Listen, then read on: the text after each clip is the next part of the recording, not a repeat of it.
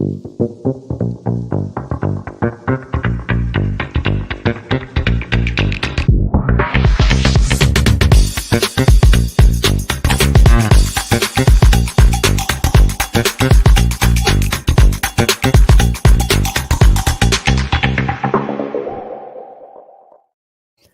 may live over 5,000 miles from Lincoln Financial Field, but what we lack in proximity, we make up for in the film study. And each and every week, we'll be bringing you in-depth film breakdowns from across the pond and the Sooner State. Welcome to On the Shane page. I am your host, Shane Half.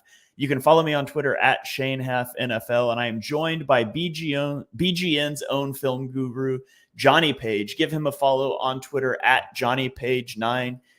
Jonny, night one of the draft is in the books. I know you were up super early this morning to catch up. All things considered, how are you doing? Yeah, early morning for me. Yeah, I used to start for the draft and then work gets in the way. And I've always tried to find a way around it. But I got up about 13 hours ago. So it happened the same day for me. And the weirdest thing is, Shane, I can't check Twitter. So I feel like I have a really unique perspective of the draft. I don't like fast forward for it. I watch it like a good 2.5 hours. I only really skip a little bit of ads and stuff. I pretty much watch it as if it's live. And I know this is an Eagles podcast. We are going to talk a little bit about the first round as well and some targets. We'll try and be pretty brief. But I couldn't concentrate last night or this morning. I spent the whole time confused about the Falcons. I don't think I've ever seen a worst draft pick in the top 10 ever. Like, I sat there completely bemused. I was desperate to check my phone. I was tempted to go on Twitter and just type in Falcons' name and Kirk Cousins' name to see what people were saying, but I didn't want to see any spoilers. But I basically spent the whole time stunned. Like, I sort of forgot the Eagles were up in like 12, and because I was just so confused by that pick. It was a pretty slow start, wasn't it? I feel like everyone knew the top three by the time it came. There's always these trade rumors that never come around. But I feel like once the Falcons made that pick, it sort of got really interesting. And yeah, we'll obviously get into it from the Eagles' point of view, but I think it went very, very well for the Eagles. I think the board fell very well with a heavy offense early on. But yeah, that pick just stunned me. It literally, I'm still not really over it. I've not really figured out what they're doing. So thank goodness this is not a Falcons podcast, because we would be struggling. Yeah, I mean, I haven't actually seen your tweet, but I tweeted out when that happened. The Falcons just made the worst pick you will see tonight. Michael Penix Jr. at number 8 is absurd. And then like 30 minutes later, I had to tweet out the Broncos and a GIF from Ted Lasso saying, "Hold my beer," when they took Bo Nix at number 12 overall. Just some absurd drafting going on. The Broncos have at least got a need. Like the Falcons, they got Kirk Cousins. We won't get into it now because it's not a Falcons podcast. But that to me was the weirdest thing I've ever seen. The fact his agent didn't know. The fact that Falcons GM came out today and said if he sits for 4 years, that's great because it means we're doing well at the position. Like, are you like? I'm literally. I've never understood a pick less. Like, I felt a little bit similar when Jalen Hurts was picked in a second. I couldn't really understand it, but at least it was like a second round pick. So it back up for a second round pick, and at least just eighth Roma Dunze on the board, like old quarterback. Yeah, I've got no idea. I've literally got no idea. But anyway, where do you want to start, say? Because we spent ages talking off air, didn't even talk about what we're going to do for this quick podcast. So I guess we should start with the Eagles' first round pick, and then we'll do first round in general, and then we'll do some. Let's start with a quick review first. So again, 5-star ratings and reviews, very much appreciated. We're up to 23 ratings on Apple Podcasts, and fun fact, they're all 5 stars. And that's the only review. That's the only thing you can submit. Like if you try to submit a 4-star or a 3 or a 2 or a 1, Apple's like, "Are you sure?" I don't think so, and they just discount you entirely. So hit those 5-star reviews. We've got a new one this week from Class Action Suit. Headline, "A great listen," says Shane and Jonny do a great job breaking down the film on the birds each week. Definitely worth the listen to pick up some of those little things you might have missed on game day. So I appreciate that. There's a bunch of reviews, and we'll start reading some of those on air as well. There's some 5-star ratings on Spotify. I don't think you can leave reviews, but we really appreciate you guys doing that. So please continue to do so. And yeah, let's dive in. Let's start specifically with the Eagles' first round pick. So at 22 overall, they took Quniyon Mitchell, cornerback out of Toledo, which is a guy that Jonny and I both talked about. Jonny, he was the number 10 player on my big board. He was my top ranked cornerback, my number 2 defensive player, one spot behind Leatu Latu. And to me, to get Quniyon Mitchell, who again, top 10 player for me, And it happens to fit the biggest position of need that you had in the draft. And you didn't even have to trade up for him. Like, I was so happy. Like, that's an A+ first round for me. I could not have been more thrilled with that selection. What were your thoughts when you finally got there? Yeah, the board was just weird, wasn't it? So I don't put them into a straight up order, so I can't tell you where he was. He probably would have been between like 10 and 14 for me. He was in my tier one.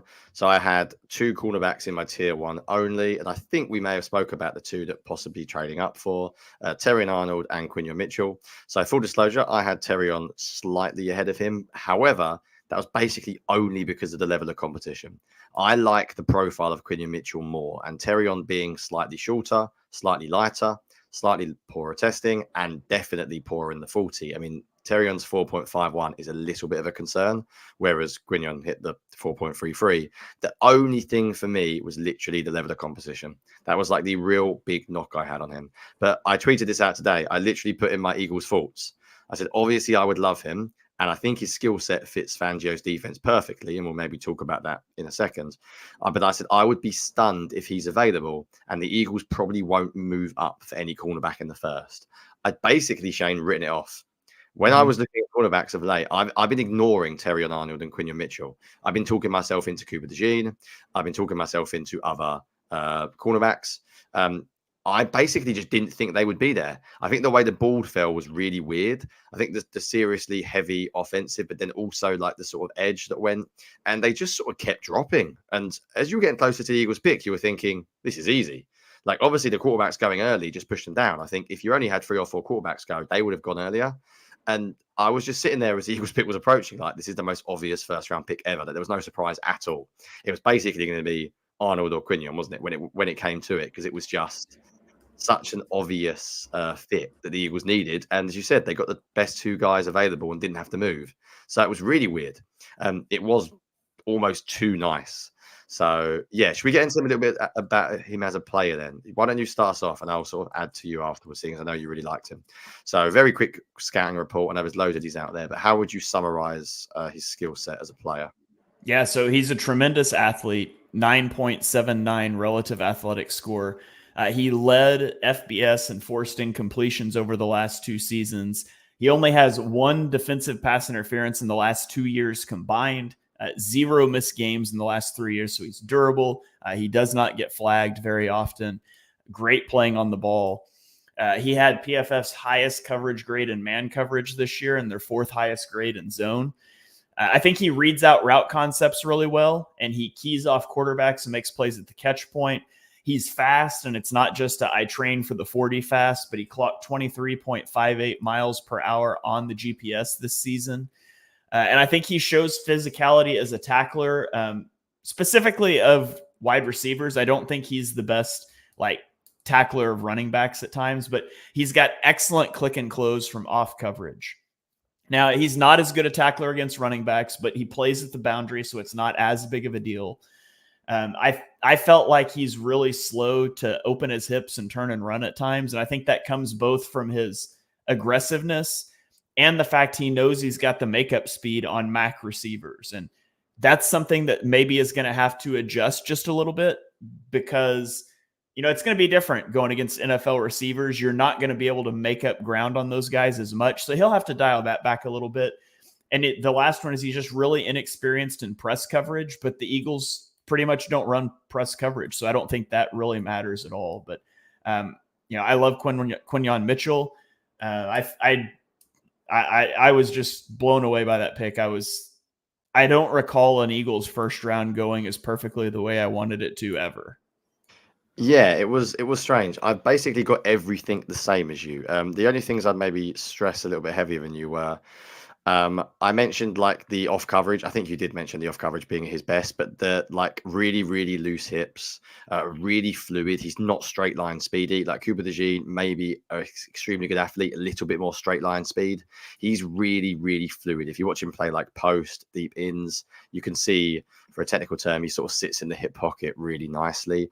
I think the problem is not the problem. The great thing about him is, I was going to say, the problem with most cornerbacks is that they either seem to be like elite athletes or really good at playing the ball. You don't get many who do both.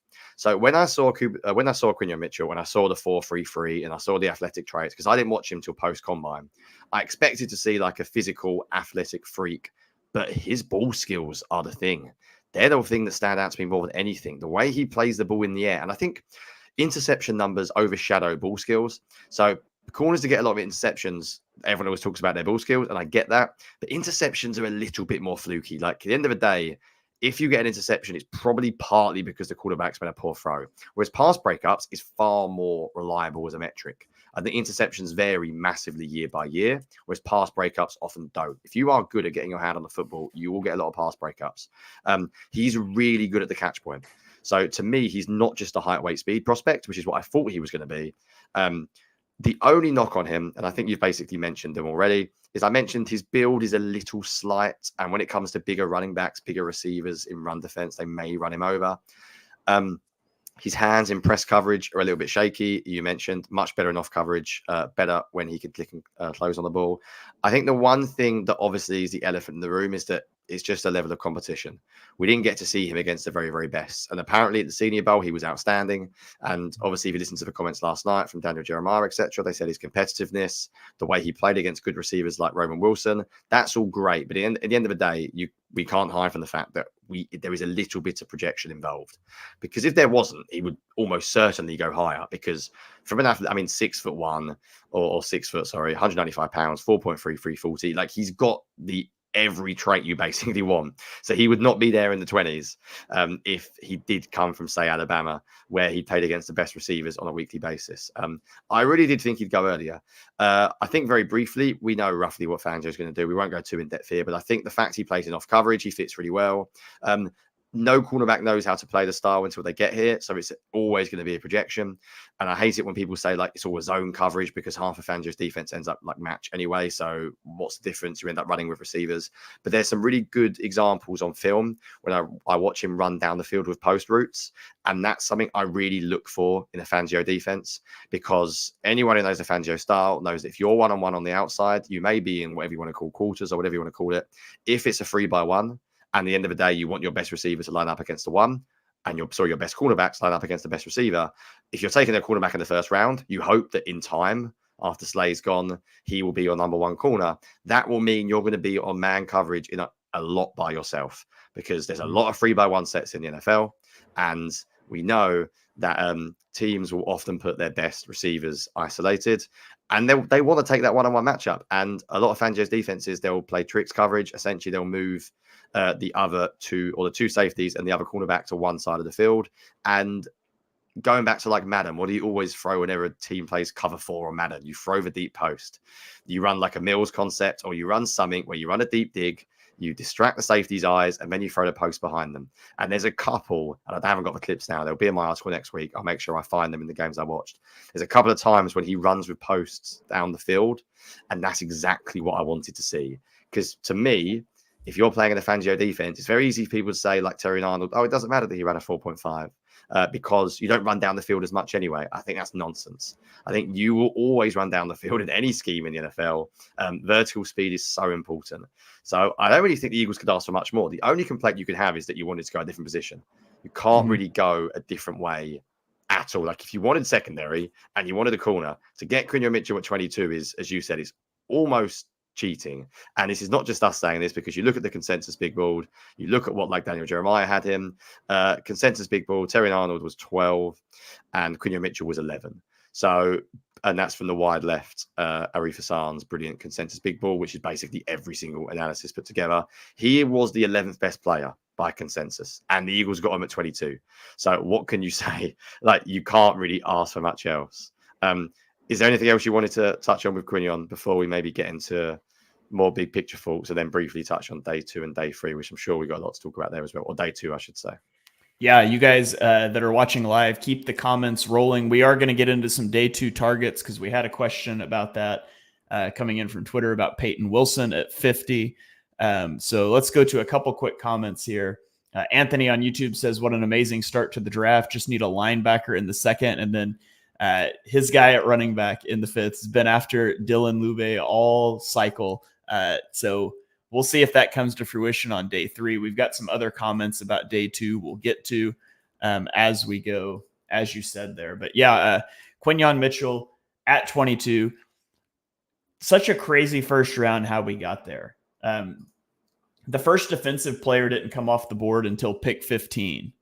And going into this draft, the latest that the first defensive player ever came off the board was at 8 overall. We almost doubled that.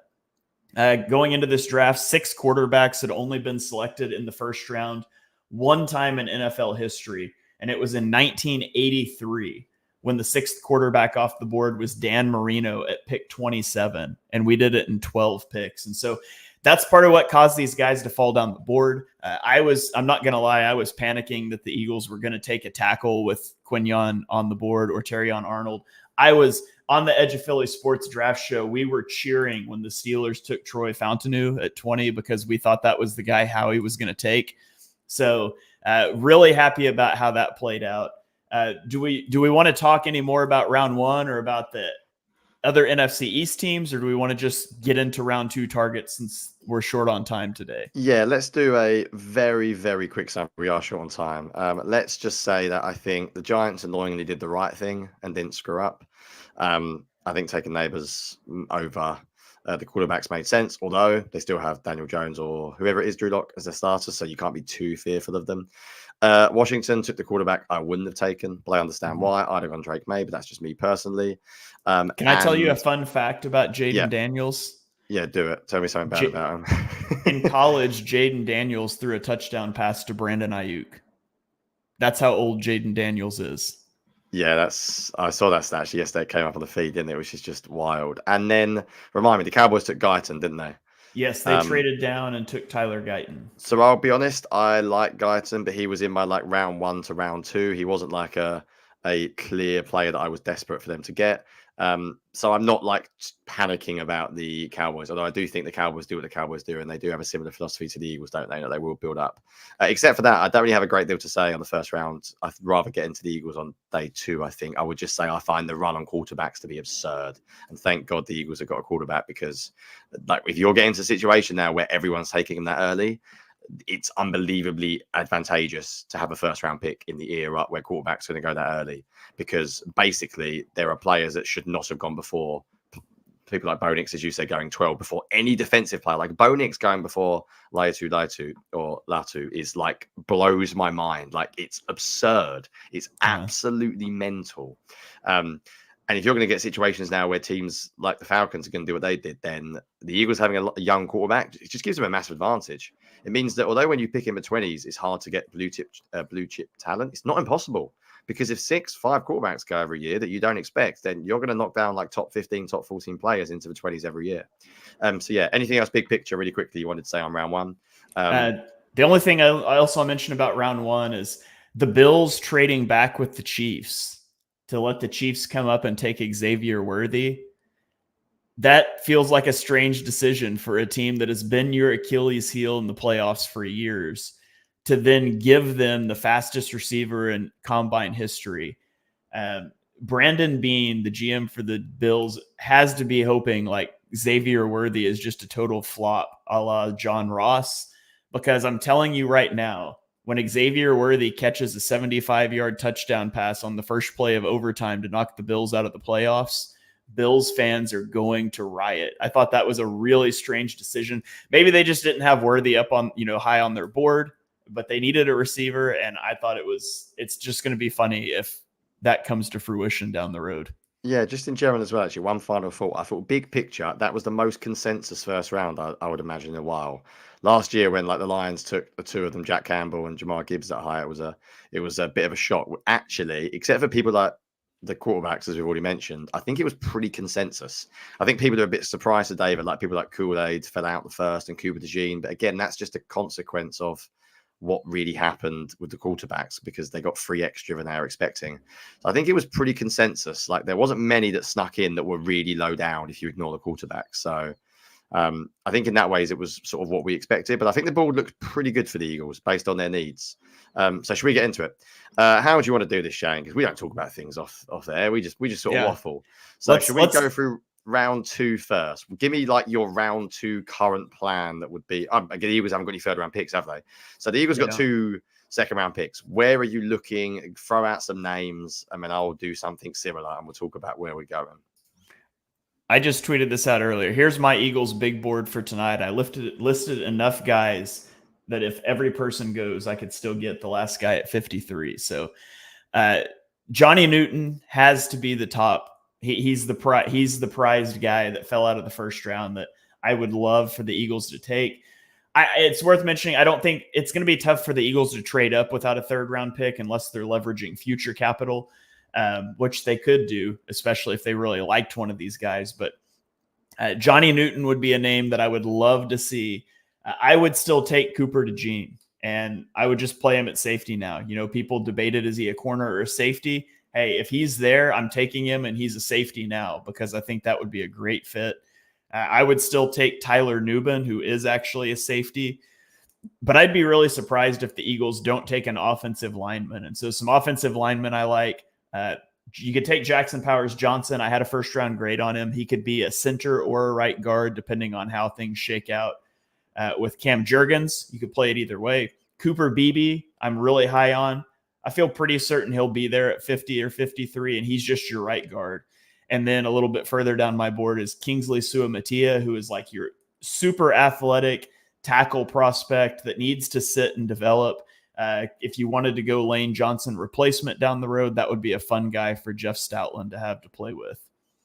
Yeah, it seems like the rumblings coming out yesterday was that Lane might play for a while. So I'm not sure if tackle has been like pushed down now. I noticed you didn't have AD Mitchell very high at all, and I guess there's a lot of off the field there stuff. Me personally, I'm guessing it's more likely the Eagles trade down, maybe trade up or trade down, or stay at 50 and trade from 53.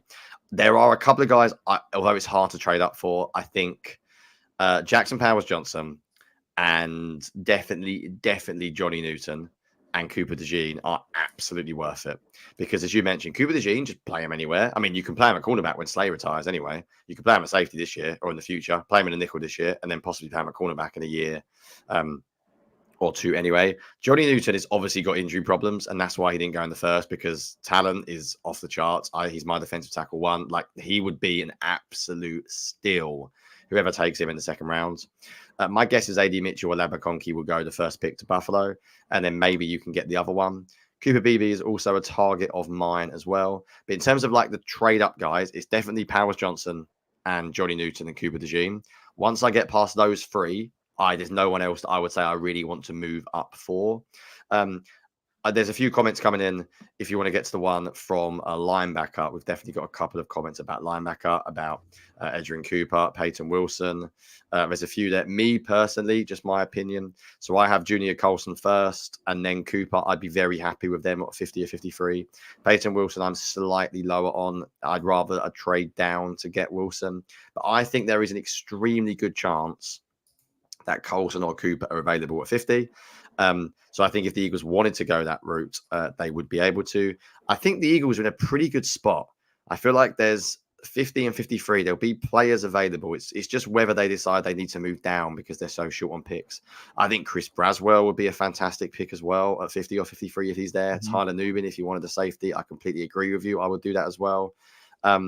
So yeah, I can see the Eagles taking a slot cornerback as well, because you brought Avonte Maddox back, but it's a 1-year deal. You have Isaiah Rodgers, which people have speculated about playing in the slot, but he never has, and he's also on a 1-year deal. And you've got some guys that are, I think, project to be really good slot corners in Mike Sanderstill and Max Melton, both of whom should come off the board tonight. Max Melton's probably a little further down the board than Sanderstill. You could probably trade back for him, but those would be some interesting guys to keep an eye on as well. Let's run through a few of these comments and we'll talk some more names. Eagles Eric on Twitter says the Eagles are definitely going to draft an offensive lineman at some point today. I think there's a good possibility of that. Lance on Twitter asks, do you think the Eagles will look to trade for any veterans during the draft? How about a linebacker? personally, I look at they have 3 5th-round picks, and I don't expect them to make all of those. And Howie does tend to trade some of those day 3 picks for players at times. So I don't have a name to give you that might be on the move, but I could see them doing something like that more on day 3. What are your thoughts on that, Jonny? Yeah, I mean, maybe. There's no one in mind that like comes as an obvious candidate. I think the safety was the one that maybe they could have considered previously, but I'm not sure now with the way that the board is. I agree with the comment now about trading down. I expect Howie's trade down. I just can't see the Eagles not picking in the 3rd. Like I feel like there's such a big gap between. Have they got? Have they got have they have a late 3rd pick? If I don't have any, do they? No, Is it's it round? 50, 53, and then 120. Yeah, And that's a then huge. 161, 171, Yeah. 172, and something in the 200s. Yeah, that's a massive gap. I expect them to trade down with one of them. Looking at a few of the other comments, Eagles Eric mentions the medical concerns with Jackson Powers, Johnson, Newton. I agree. I think AD Mitchell's got loads of character concerns as well, linked to his medical stuff as well. Shane just now sharing comments to talk about how great his beard looks. I have been told before that it says that my beard gives me a Fitzmagic look. I've been told before I should be Ryan Fitzpatrick for Halloween. So that's a thought. I still say weird. It's worrying that I'm not in charge of these comments. So anyone says anything nice about Shane, you can just post them at will. I was going to post his comment as well. Drop some negative comments about Jonny. I'll throw those up. No, I wouldn't do that to Jonny. But this comment from Anthony, I'll let you talk about here, Jonny. He asks, what about Ringo, Ricks, and Job? Could any of them play nickelback? I don't think so. And I would have to look up their measurables and decide. You muted yourself. I managed to mute myself mid-talking, which is impressive. I meant to change tabs. I was going to look up how tall they are. I think the thing about Fangio's defense, for the comment, is Fangio's defense, the nickel position is such a unique position to learn. It's a really difficult position. And if I'm a young cornerback and I've been trained to play outside, I don't think it's as easy as like, if you're Jim Schwartz, like I'll move into the slot. Just play man coverage on this guy. And all you got to do is, whereas you were playing with outside leverage, now you're playing with inside leverage. You're still one-on-one. I think Fangio's defense is so technical, and I think it's so much about being in the right space at the right time, passing off players, understanding like the players around you. I wouldn't move any of them. Young cornerbacks, I would keep outside. I don't think their measurements fit perfectly. They do have physical like run defense, but we saw what happened last year when Bradbury went into the slot. He didn't look comfortable anywhere, but I personally wouldn't. I would rather draft a specialist to develop for that position. You threw out some of the names already. Max Melton, to me, I think he can play outside, but I think he's the obvious one who can fit there. And there are some other names at quarterback. I think Rakestraw, if you want a really physical player. But I think realistically, after going cornerback round 1, I'd be surprised if they took a nickel specialist number 2. I think they're more likely to do a safety who can play nickel at times rather than draft a second cornerback. And there's another comment coming in about linebacker. Yeah, I wouldn't trade up for a linebacker in this draft. I don't, unless Colson or Cooper go really early. I think I'd sort of take my lumps and hope that one of Colson, Cooper, and maybe Wilson are available.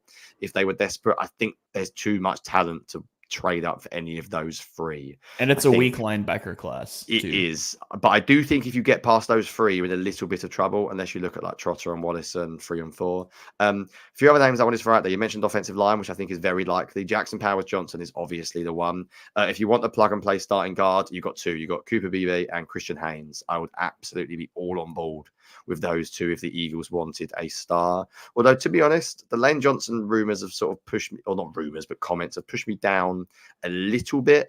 I feel like maybe we're not giving Tyler Steen as much credit as starting. I personally still think the Eagles will do it. My guy would obviously be Jackson Powers, and I would love Cooper Beebe. I just think he just steps right in, right guard, starting day 1. But Christian Haynes is very, very similar. We've gone through a bunch of names then. I do think they will move down as well. Shall we do very quickly, Shane, to finish up, unless there's any other comments that you particularly wanted to get to? Because I've got about 5 or so minutes left. If they move down, let's play hypothetical. If they do move down to round 3, who are the guys that you would be looking at? And obviously, we don't know who they'll take in round 2 in this situation. But if they did say stick at 50 and then move down into the 3rd round, who's maybe some of the names that we haven't mentioned that you would consider? Braylon Trice, edge rusher out of Washington, would be interesting. He's number 44 on my big board, but I feel like consensus on him is quite a bit lower. But I would be really interested in Braylon Trice. I could see them being interested in a guy like Patrick Paul, offensive tackle out of Houston, in the 3rd round if they were to move back. And then you can get into more safeties to like Kalen Bullock would be interesting. Chris Abrams Drain, Cole Bishop. Who's the defensive back out of Texas Tech? Don't ask me for names in college. Got a hyphenated name.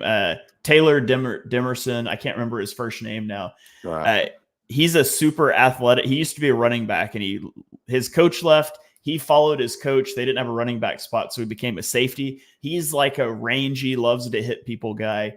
So, if you could move back for a safety there, I could also see him moving back and taking a wide receiver because, again, there's a lot of wide receivers still on the board.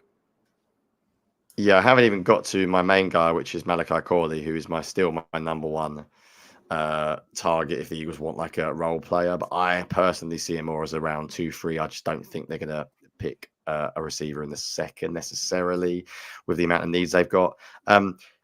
Other names that you haven't mentioned, you mentioned Braden Trice. He would definitely be on my list. There's loads of safeties that I like in 3. Malik Mustafa, Jaden Hicks, Bullard, Bullock, I really like.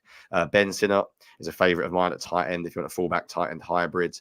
And if they wanted to go really radical, they brought Marshall and Lloyd in for a visit. I would imagine running back might be more of a day 4. But if they wanted to go explosive, Trey Benson, Jalen Wright, Marshall and Lloyd might be available. I think Jonathan Brooks apparently is going to go to the Cowboys because Jerry Jones has told everyone that he loves him. So I have no idea what Jerry Jones is doing there. If you haven't seen that, Jerry Jones literally came out and said he's very high on our board, and he interviewed brilliantly. So I'm praying today that somebody jumps up and takes Jonathan Brooks before the Cowboys because they obviously want him in round 2. Right, before we finish off, Shane, let's get to the last few comments. A few people have mentioned Quniyon Coleman. You're higher on him than me. I'm not a fan for what the Eagles have already of Quniyon Coleman. This is where it's interesting ranking them for an Eagles player. So if I was ranking them in like straight up dynasty talent, I had Quniyon Coleman as my wide receiver 3, 4, 5, 6, 7. But for the Eagles specifically, I had him as my wide receiver like 11. I would prefer Leggett, Pearsall, Franklin, Lab McConkey, A.D. Mitchell, who knows what's going on there. To be honest, Roman Wilson and Malachi Corley, I see similarly. So I'm not that fussed about Quniyon Coleman.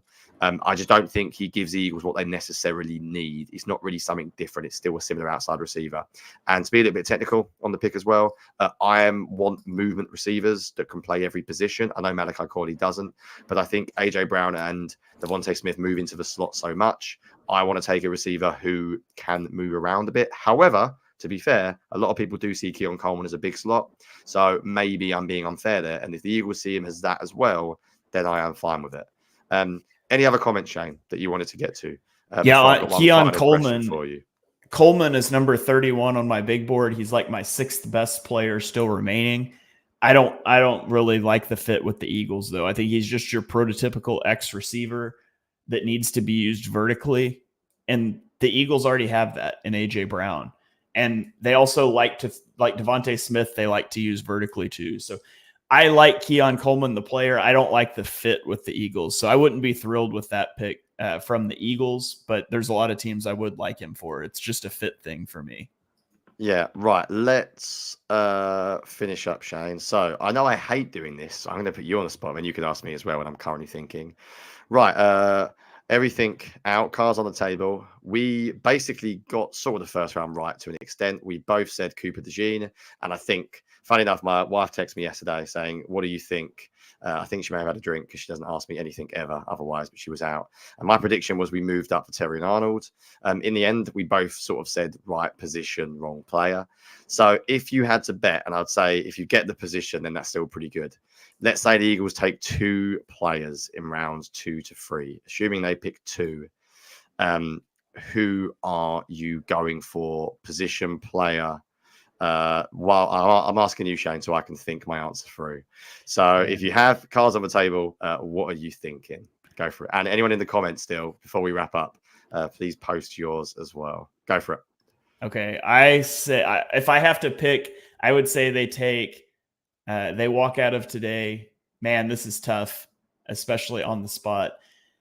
I say they walk out of today with a wide receiver and an edge rusher. And names, come on, give the people names. I'll go Braylon Trice, and Roman Wilson. Yeah, maybe I shouldn't have asked you because I'm struggling now myself. I just can't help but feel like they're going to go O-line. But I feel like the offensive lineman might go before them. I think that's the thing. I think they're too good to drop. Whereas I I don't know why I think this, everybody, but I think they're going to take a linebacker on day 2. I think they're going to take either Colson or Cooper. My guy would be Colson. I wouldn't be surprised if their guy is Cooper. And I think they might go fully defense. I think they might. It's such a good wide receiver class to pass on, but then I think they might go before them. So I'm basically just giving you loads of options. Let's go with receiver and linebacker. So I might go with let's say a Roman Wilson if he's there, and a Junior Colson. But I also think they're going to go guard, defensive tackle, and edge. So there's 5 positions they're going to take in 2 picks, which is one of the problems with doing this. Jonny's like, I think they're going to take an offensive player and a defensive player. Yeah, and someone that can contribute on special teams. I love you blindsiding me with that because I've been podcasting with you for a year, and I know that you hate making predictions. And then just out of left field, 5 minutes after you said you needed to be off the podcast, you're like, so what exact players are they taking tonight? No pressure. I'm a man of the people, Shane. You told me a second ago we've somehow got 800 people watching this for our 3rd live podcast, which is sort of blown my mind. So as a man of the people, I've given maybe if the people want that. If they don't, then please tell me and I'll definitely stop predicting because I would love to never predict anything again. But do you know, although I joke about making predictions, I think final thoughts would be you do realize that the Eagles roster is very star heavy and there is still quite a few needs.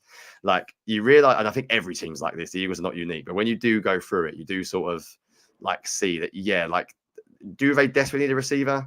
Do you know what? I'm changing my mind. I think they're going to go defense only. I'm going on the Paris Campbell hype. Paris Campbell, Devontae Parker, make do until day 3 and maybe take like a Jacob Cowing or something in round 4. I think it might be a defensive night. Let's go edge and linebacker. Let's go with a Braylon Trice or an Adissa Isaac and a Junior Colson or an Edgerrin Cooper. Final prediction, defense only. Definitely be wrong. Probably offensive line and wide receiver. But I've covered all bases now, so I can't be wrong. The good thing is that at some point in the last 5 minutes, you've literally named every position. So no matter what they pick, we can clip it out and we can play it on Twitter, and everyone's going to be like, that guy's a genius. We need to go watch their show. So brilliant marketing there by you. I was going to say I've named every player, but they'll probably take like Brandon Coleman now. And we're like, oh, great. He's an offensive tackle. So brilliant. Love the comment. Thank you for calling out Shane in particular. I know his ego needs a boost at this time of the year when it's draft season and he knows everything anyway.